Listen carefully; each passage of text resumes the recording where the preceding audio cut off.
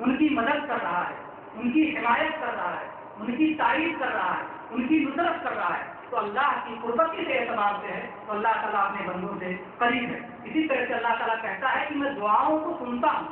دعائیں دو طرح کی ہیں، ایک کو کہتے ہیں دعائے سوال اور ایک کو کہتے ہیں دعائے عبادت۔ اللہ اکبر کے معنی کیا ہوتا ہے؟ اللہ سب سے بڑا ہے، اللہ سب سے بڑا ہے۔ یہ دعا ہے کہ نہیں ہے؟ یہ دعا ہے، اللہ اکبر دعا۔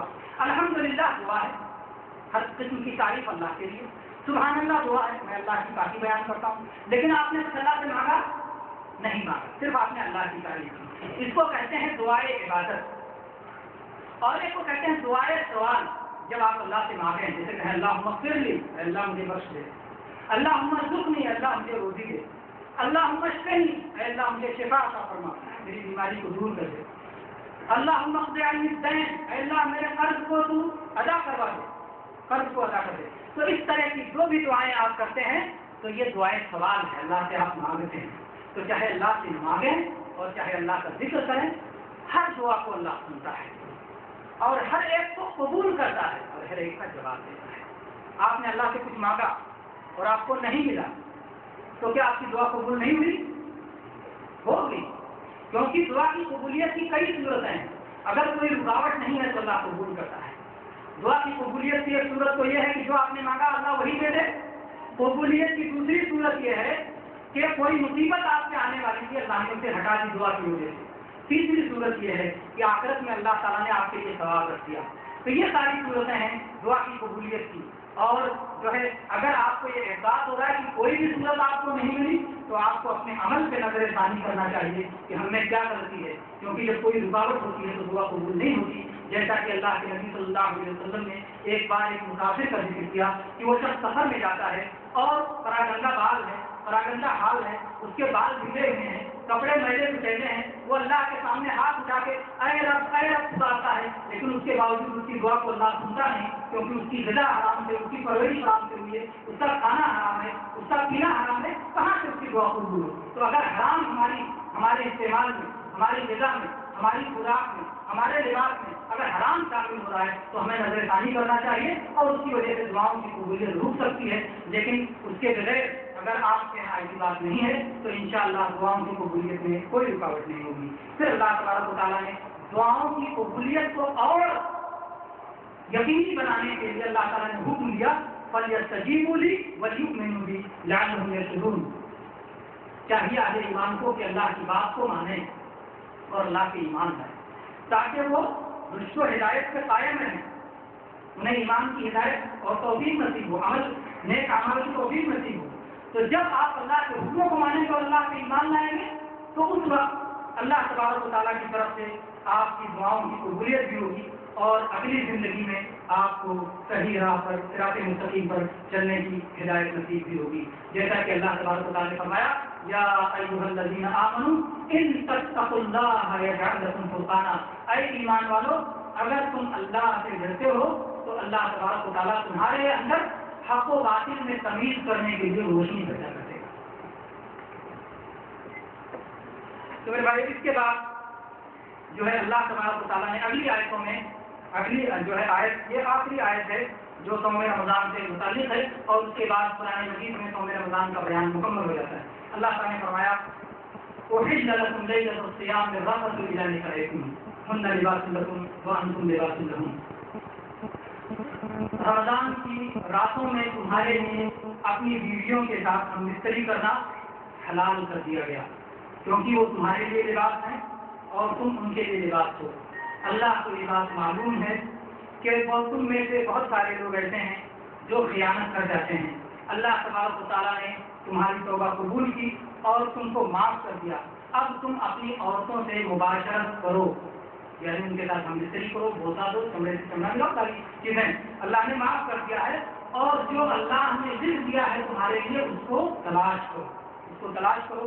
کیا لکھ دیا ہے اللہ تعالیٰ نے؟ جیسے بیویوں کے ذریعے سے اللہ تبارک و تعالیٰ نے اولاد لکھ دیا ہے، بیویوں کے ذریعے سے اللہ تعالیٰ نے لکھ دیا ہے کہ تم پاک دامن رہو اور اپنی شرمگاہ کو غلط جگہ نہ استعمال کرو۔ تو ان ساری چیزوں کو جو اللہ نے تمہارے لیے لکھ دیا اسے تلاش کرو، اور کھاتے رہو اور پیتے رہو یہاں تک کہ سفید دھاگا سیاہ دھاگے سے یعنی فجر واضح ہو جائے۔ یعنی رات کا اندھیرا اور دن کا اجالا جب کلیئر ہو جائے، واضح ہو جائے، تب تک کھاتے پیتے رہو اور بیوی سے ہم بستری بھی کر سکتے ہو نہ. پھر اس کے بعد اپنے صوم کو رات ہونے تک مکمل کرو، اور تم اس حالت میں عورتوں سے مباشرت نہ کرو جبکہ تم مسجدوں میں اعتکاف میں بیٹھے ہوئے ہو. یہ اللہ کی حدیں ہیں، ان کے قریب نہ جاؤ. اللہ تبارک و تعالیٰ ایسے ہی اپنی آیتوں کو لوگوں کے لیے بیان کرتا ہے تاکہ لوگ اللہ کے عذاب سے بچ جائیں. اصل میں جب ابتدا میں اللہ تبارک و تعالیٰ نے صوم فرض کیا تو اس وقت سورج کے حکم یہ تھا کہ صلاۃ عشاء تک یا سونے سے پہلے تک آدمی کھا سکتا ہے، پی سکتا ہے اور بیوی کے قریب جا سکتا ہے. لیکن جیسے ہی سو گیا یا صلاۃ عشاء ہو گئی اس کے بعد نہ کھا سکتا ہے، نہ پی سکتا ہے، نہ بیوی کے قریب جا سکتا ہے. تو اس میں صحابہ کرام کو بڑی مشقت ہوئی اور بہت سارے لوگوں نے غلطی کر بیٹھی، رات میں اپنی بیویوں سے مل لیا یا اور دوسری چیزیں ہو گئی. تو اللہ تبارک و تعالیٰ نے اس کے بعد اس حکم کو منسوخ کر دیا اور پوری رات کو اللہ تبارک و تعالیٰ نے ہمارے کھانے کے لیے اور پینے کے لیے ہم کو آزاد کر دیا، جب تک کہ اذان فجر نہ ہو جائے، جب تک کہ صبح صادق طلوع نہ ہو جائے، فجر صادق طلوع نہ ہو جائے، تب تک جو ہے اللہ تبارک و تعالیٰ نے کھانے پینے کو اور عورتوں کے ہم بستری کو اللہ تبارک و تعالیٰ نے حلال کر دیا اور جائز کر دیا. پھر اللہ تبارک و تعالیٰ نے جب یہ فرمایا کہ ان کو کھانا حلال کر دیا، صبح ہونے تک پینا حلال کر دیا، عورتوں کے ہم بستری حلال کر دیا، تو کچھ لوگوں کو یہ صبح ہو سکتا ہے کہ ہر کسی کے لیے ہے. لیکن اللہ نے بتایا کہ ایک حالت ایسی ہے کہ جب تم عورتوں کے قریب نہیں جانا ہے، ہم بستری نہیں کر سکتے ہیں لیکن میل جول یعنی بات کر سکتے ہیں، اکٹھا بیٹھ سکتے ہیں، مل جل سکتے ہیں، سلام کر سکتے ہیں، خیریت کر سکتے ہیں، یہ ساری چیزیں کر سکتے ہیں لیکن ہم بستری نہیں کر سکتے. وہ کون سی حالت ہے؟ اعتکاف کی حالت ہے. اسی لیے اعتکاف کی حالت کا اللہ تبارک و تعالیٰ نے ذکر کیا اور کہا کہ جب اعتکاف میں کوئی ہو تو فلا تباشروہن وانتم عاکفون فی المساجد. جس وقت مسجدوں میں اعتکاف میں بیٹھے ہوئے ہو اس وقت عورتوں سے ہم بستری نہ کرو. اور اعتکاف کسے کہتے ہیں؟ اللہ تبارک جناب محمد رسول اللہ صلی اللہ علیہ وسلم نے خود بھی اعتکاف کیا ہے اور آپ کی ازواج مطہرات نے، آپ کی پاک بیویوں نے بھی اعتکاف کیا ہے. کہاں اعتکاف کیا ہے؟ مسجد نبوی میں. آپ کی بیویوں نے کہاں اعتکاف کیا ہے؟ مسجد نبوی میں، یعنی گھروں میں اعتکاف نہیں کیا ہے. تو اعتکاف عورتیں بھی اگر کریں گی تو مسجد ہی میں کریں گی، اپنے گھر میں اعتکاف کرنا یہ صحیح ہے. اور چاہے اعتکاف کرے چاہے مرد اعتکاف کرے، اعتکاف مسجد ہی میں کیا جا سکتا ہے. اور اگر امن نہیں ہے، ان کے لیے انتظام نہیں، تو اعتکاف واجب نہیں، لازم نہیں، نہ اعتکاف کریں. اگر ان کے لیے سہولت ہے مسجد میں تبھی وہ اعتکاف کریں اور مسجد ہی میں اعتکاف کریں گے تو قبول ہوگا. گھر میں اعتکاف نہیں کیا جاتا، یہ شریعت کا حصہ ہے.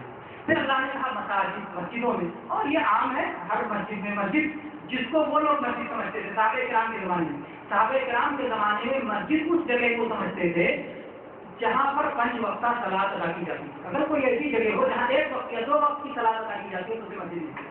جس میں صلاۃ 5 وقتہ ادا کی جاتی ہے اسی میں اعتکاف کے لیے بیٹھا جا سکتا ہے اور جمعہ کی شرط نہیں ہے کہ وہ جامع مسجد ہو، جامع مسجد کے علاوہ بھی ہو سکتا ہے. پھر اس کے بعد میں اللہ تبارک و تعالیٰ نے فرمایا تلک حدود اللہ، یہ اللہ کی حدیں ہیں، فلا تقربوها، ان کے قریب نہ جاؤ. قرآن مجید میں اللہ تبارک و تعالیٰ نے 2 طرح کے حدود کا ذکر کیا ہے.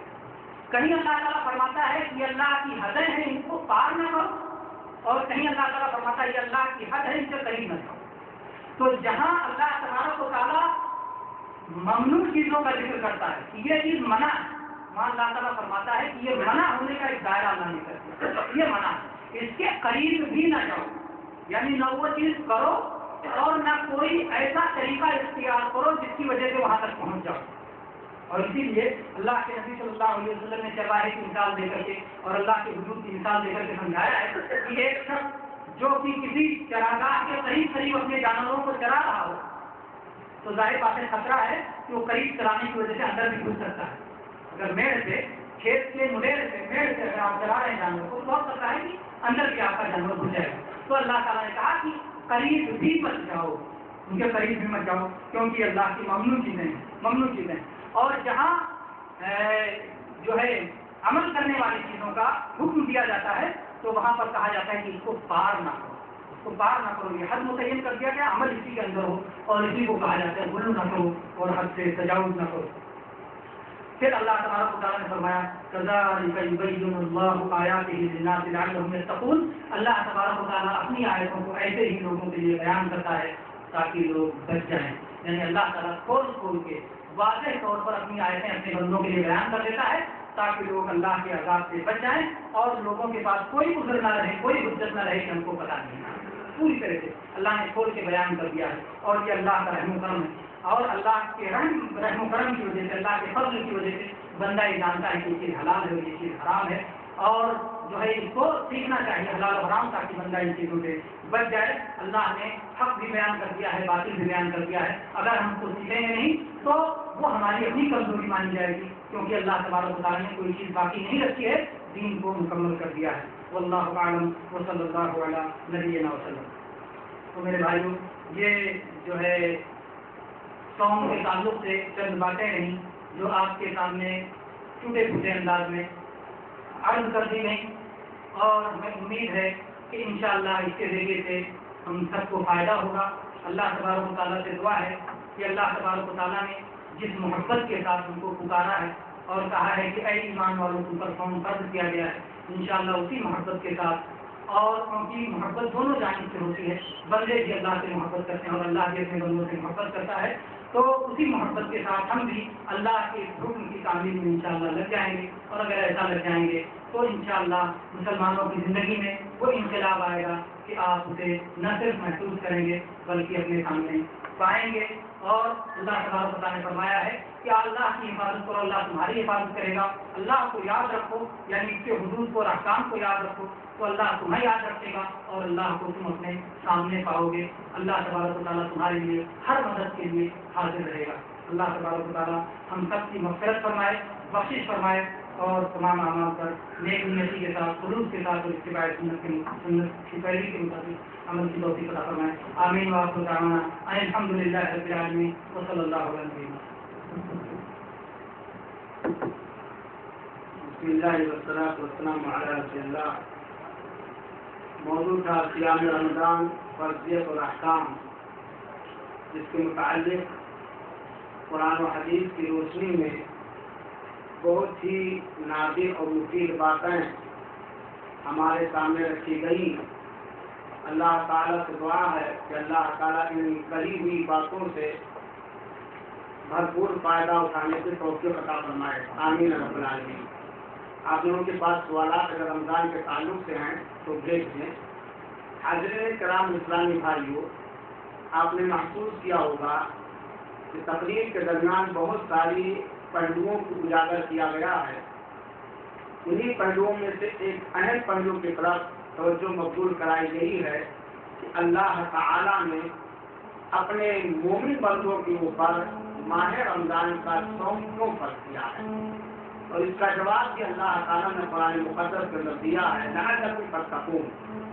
فرضیت صیام کے اہم مقاصد میں سے اہم ترین مقصد ہے کہ صوم کا پابند مسلمان مومن یا ماہ رمضان میں صوم رکھنے والا مومن بندہ یا بندی کے دل میں اللہ کا تقویٰ پیدا ہو جائے.